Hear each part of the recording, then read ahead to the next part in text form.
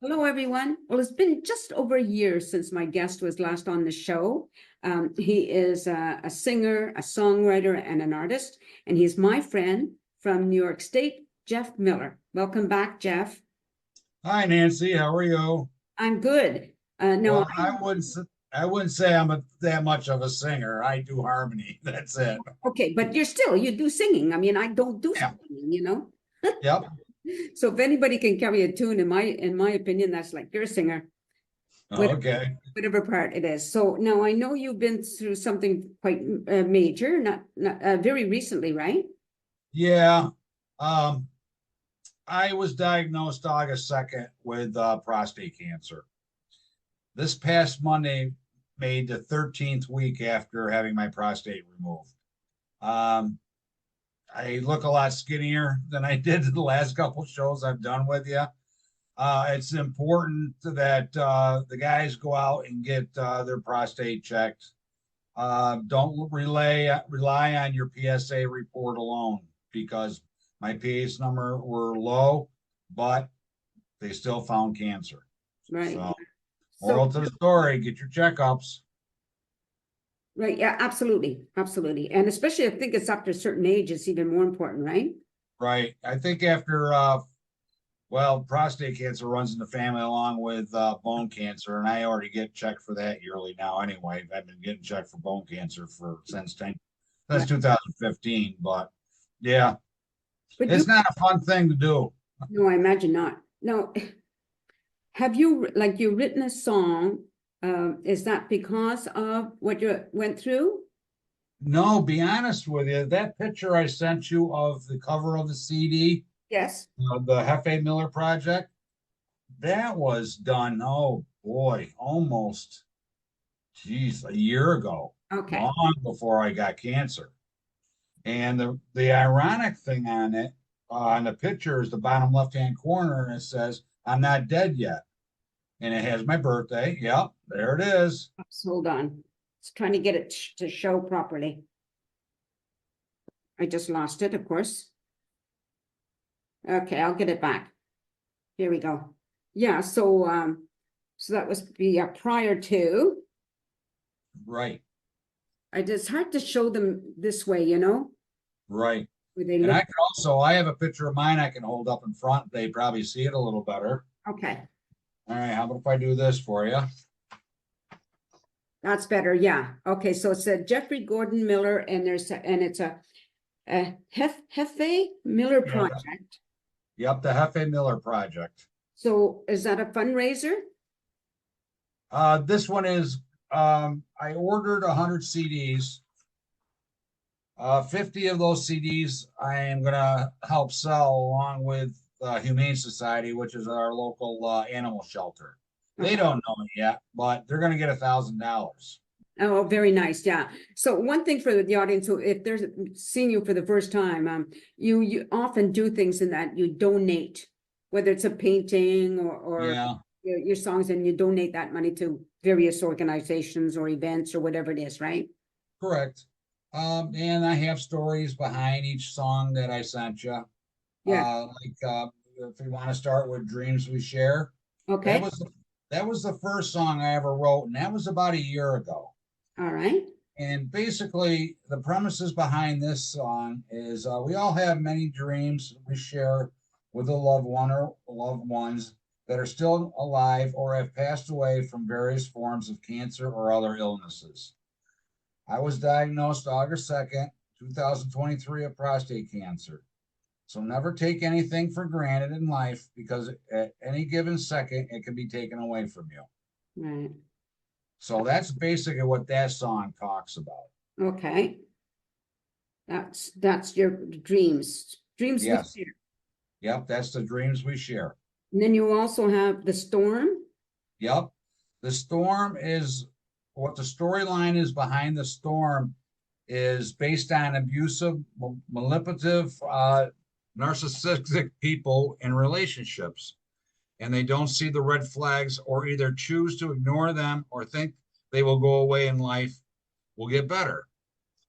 And in a majority of these relationships, things never seem to get any better. and the abuse only compounds, and those red flags will always continue to pop up everywhere while they remain to choose to stay in that relationship. Right. So basically, it's about abuse, the spousal abuse. You don't even have to be married. Abuse Yeah. and recognizing red flags. Yeah. So It's kind of interesting, because I grew up in an abusive home, and in my perspective growing up, it wasn't until years later that to me the abuse was either sexual or physical. I had right, no idea that there's also mental abuse yes, there is. until after I got out of that situation. Then someone said, "Oh, that's mental abuse," and it just, it's not something I'd heard of growing up, right? Right. Um, and I retired from the sheriff's department in 2015, and used to teach this topic about depression and what causes some types of depression, bipolar, this or that, even suicide prevention. And it ties a lot of things in with abusive relationships. Right. Sitting in on trials, and like you say, it might not be physical abuse or sexual abuse, but it's a lot of mental abuse, and that's why people snap and do what they do. Yeah. It's one of the harder things too to not share. Like in physical abuse is often you can see the marks, Right. but sexual abuse is usually done in, behind closed doors. People don't see it. Mental abuse is one of those things, is like you can't see somebody else's brain, so you can't tell what they're going through. Right. Right? And some people just hold on and hold on to the feeling that, well, he or she will change, Yes. even if they talk it out. Oh, I'm sorry, I did that. I won't talk to you that way anymore. And things are usually okay for a week or so, and then they go right back to where they were. And I don't know why people stay in abusive relationships. I don't know. Well, it's hard, it's kind of interesting because it's hard to explain. It really is hard to explain, having been there, why. Right. You can't explain Right. why, because I think it's for people who are in that situation, it's somehow they feel that they're to blame for it. And maybe they don't have any social support either. Yeah, yeah. So where are they going to go?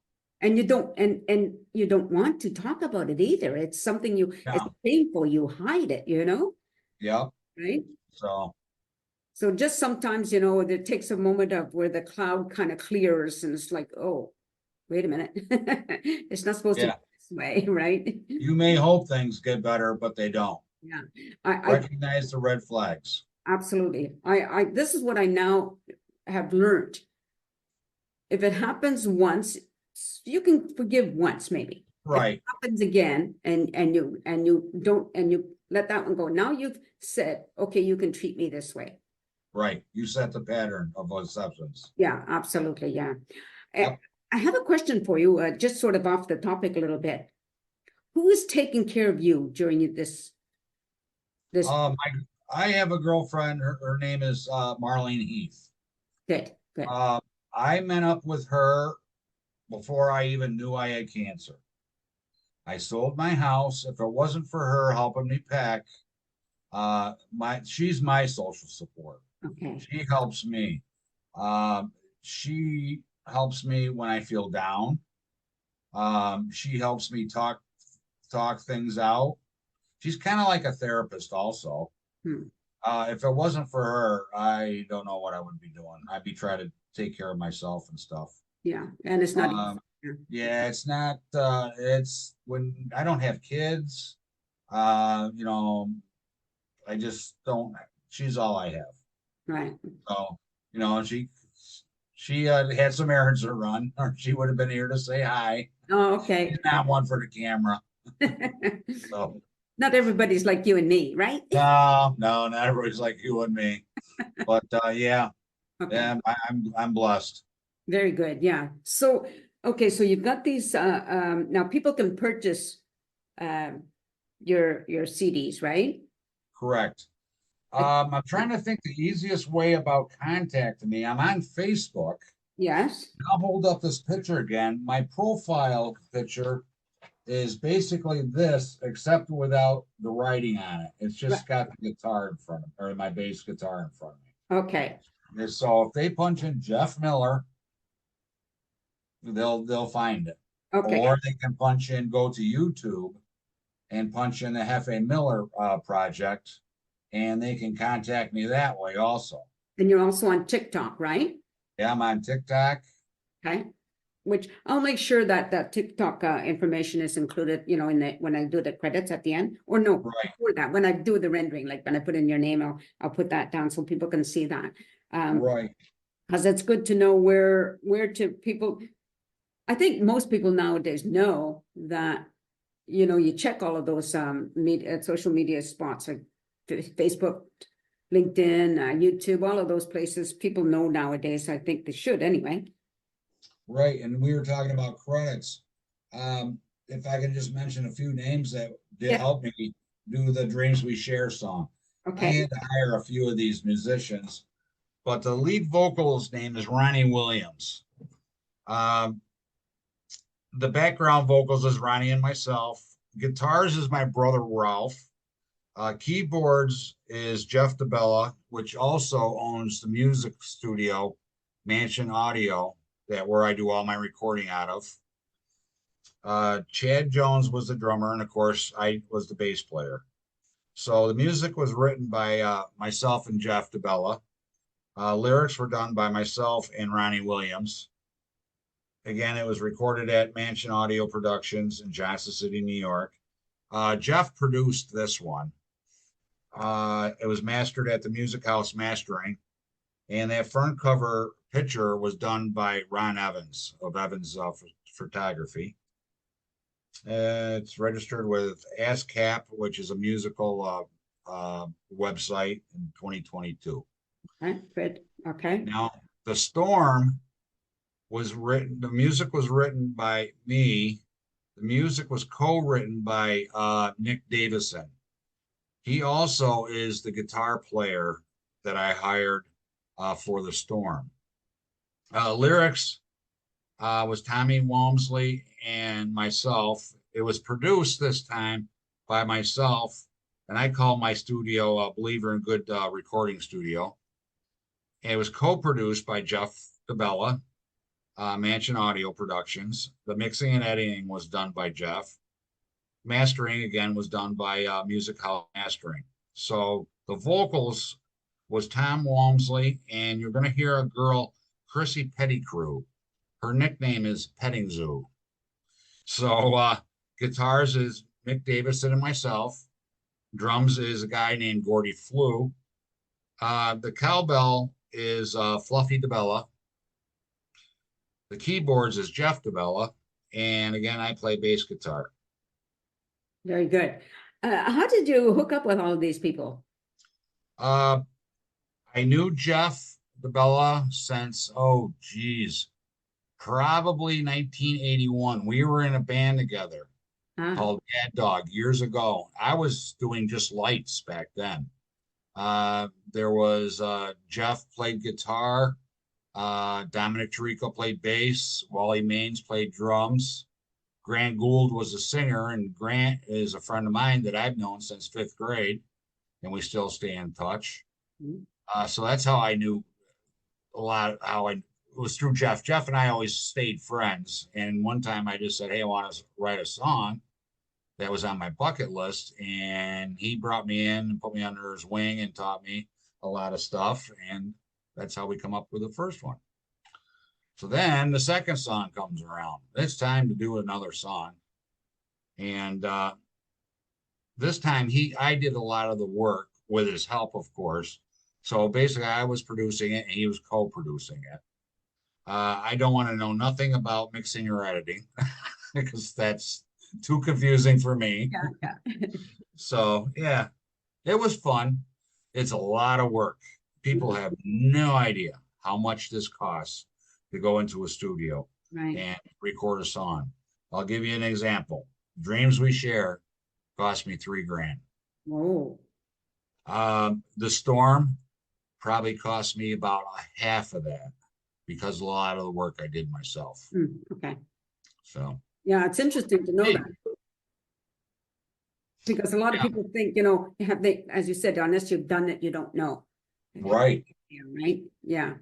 If you ever get a chance to go to a recording studio and just watch what goes on, it's amazing. Yes. It's amazing. Yeah, I have been actually, as a matter of fact, you know, I It's don't, pretty cool. I don't sing, but it's really a fascinating process to watch it all. The editing and mixing is what fascinates me. Right. I'll sit there and watch him, and I kind of know what he does now, cut and paste. But if he was to ask me, hey, you want to sit down and do it? Absolutely not. No, That's like me. I don't do editing on for my show. Nowadays, there's none done because I used to have somebody who did it for me right. and she moved away. And it's like, I'm not doing that. It's like you. It's like I have no interest and no desire. I'm not catching on. It gives me a headache. I'm not doing it. I'm not a good computer guru. Yeah. I don't even like cell phones, but Well, what I tell people is like when if you're coming on my show, what you see is what you get. If somebody says, "Can you right, edit that out?" and I said, "No, sorry, I just don't know how, so it's not happening." So if right. you want to redo it, it's going to stay in. And also, I designed the whole CD. It's a four-sided CD. This is a painting, and I'll hold it up. I know I sent it to you, but I think it's easier. I did a painting of an abandoned church, Yes, I saw that. Yes, and I turned it into black and white. yeah, it shows So up better this is, yep. when you So this is and I what, yeah. yep. So that's what's behind the CD when the CD clicks in. You said a four-sided CD. I don't understand that. Okay, so say for example you were opening up a CD, opens up. So the front of the CD has a picture of the me, opens up, and then you have all the credits on the inside label who played. And then on the other side is where the CD snaps in. Okay. And on that CD is a painting that I did that I turned to black and white, editing that. And then on the back talks about what each song is about. Right. Okay. So It's, now that it's, you go ahead, sorry. it's cellophane wrap too. So, For sure. So now that you've had your operation and you recovered from that, I'm assuming you're all recovered? I'm getting there. Um, I have about another month, 2 months to go yet. Oh, okay. So, and then next month I get my first blood work done, my PSA blood work, because even okay, so we'll go back. So they do the prostate biopsy. They take 21 samples. Out of the 21, 5 come back with cancer cells. Okay. So they caught it early. Mm. So then when they find out I have cancer, I have to go get a bone scan to see if it spread to the bone. Well, that come back negative. So when they went in and cut out the prostate, they also cut out the lymph nodes around the prostate and send that out. That came back negative. So even though there's always you're never cured of cancer all the way. Yeah. There's always a cancer cell floating around in space somewhere that can spread. Yeah. So thus the 3 month PSA, and then I go another 3 months, then I go 6 months, 6 months, and I go a year. And if everything's good, they bless me. I graduate to once a year, like my bone cancer. Oh, okay. All right. Yeah. I know about, even though you get operation to remove whatever cancer there, you still have, because it happened with my husband. Oh, he was diagnosed with kidney cancer, and they Right. removed the kidney, but they still didn't get all the cancer. Right. Right. And it's So I was lucky that Yeah. if I had just gone to the doctors and just went by the PSA Yeah. report, that was good. But I couldn't sweet talk my way out of the examination. So thank God I couldn't, because that's how we found out I had it. Right. It's not a pleasant thing, but hey, suck it up, buttercup, and get it done. Better to go through that, Yeah. right? And get things early if you do happen to have cancer. Get it early. Because Hey, the positive part though, I don't have to get a prostate checkup anymore. I don't have to take Flomax, a pill. Yeah. So what it is now, you're building up the muscles around the bladder. Okay, I see. Okay. So now Yeah. once you're feeling better, like really good, Uh-huh. what are your plans? Well, I retired in 2015. I only had one good year of retirement. Uh, I was in a lot of pain after when I retired from the three failed back surgeries. So 2 years ago, this September 1st, I had my spinal cord stimulator put in. I get it put in, I feel great.